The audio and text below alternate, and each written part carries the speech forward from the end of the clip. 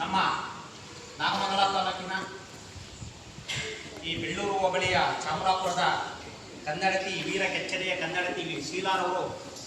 ಈ ಕೆಚ್ಚೆದೆ ವೀರ ಕನ್ನಡತಿಯ ಸಂಘದ ವತಿಯಿಂದ ನಮ್ಮ ಶಾಲೆಗೆ ಇಂದು ಪರಿಸರ ದಿನಾಚರಣೆಯ ಪ್ರಯುಕ್ತ ಗಿಡಗಳನ್ನು ನೆಡೋದಕ್ಕೆ ಬಂದಿದ್ದಾರೆ.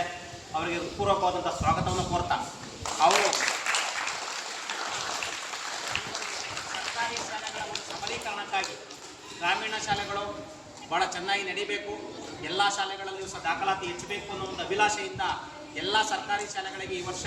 ಮತ್ತು ಪ್ರತಿ ವರ್ಷವೂ ಸಹ ಸುಣ್ಣ ಬಣ್ಣಗಳನ್ನು ಪಡೆಯುತ್ತಾ ಎಲ್ಲರನ್ನ ಆಕರ್ಷಣೀಯವಾಗಿ ಮಾಡುತ್ತಾ ನಮ್ಮ ಶಾಲೆಗಳು ಭಾಳ ಚೆನ್ನಾಗಿರಬೇಕು ಅಂತ ಹೇಳಿ ಭಾಳ ಆಸೆಯನ್ನು ಇಟ್ಕೊಂಡಿರ್ತಾರೆ.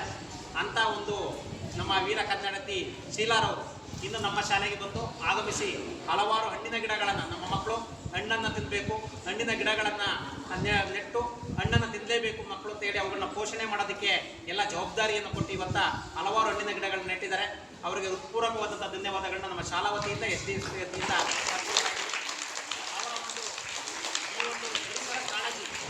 ಈ ಪರಿಸರ ಕಾಳಜಿ ಗ್ರಾಮೀಣ ಮಟ್ಟದ ಒಬ್ಬ ಮಹಿಳೆ ಪರಿಸರ ಕಾಳಜಿಯ ಬಗ್ಗೆ ಬಹಳ ಅಭಿಮಾನವಿಟ್ಟು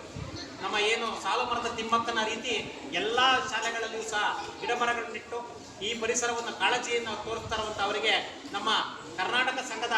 ಒಂದು ವತಿಯಿಂದ ಮತ್ತು ನಮ್ಮ ಎಲ್ಲ ಶಾಲಾ ಮಕ್ಕಳ ಏನು ನಮ್ಮ ಸರ್ಕಾರಿ ಶಾಲಾ ಮಕ್ಕಳ ಒಂದು ವತಿಯಿಂದ ತುಂಬೂರೋದೇ ಧನ್ಯವಾದಗಳನ್ನು ಅರ್ಪಿಸ್ತಾ ಇದ್ದೀವಿ. ಅವರಿಗೆ ದೇವರು ಆಯುರ ಆರೋಗ್ಯ ಐಶ್ವರ್ಯ ಸರ್ಕಾರಿ ಶಾಲೆಗಳು ಸಬಲೀಕರಣವಾಗಲಿಕ್ಕೆ ಅನುಕೂಲ ಮಾಡುವಂಥ ಒಂದು ಶಕ್ತಿಯನ್ನು ಭಗವಂತ ಅವರಿಗೆ ಕರುಣಿಸ್ಲಿ ಅಂತ ಹೇಳಿ ನಾವೆಲ್ಲ ಬೇಡಿಕೊಳ್ತಾ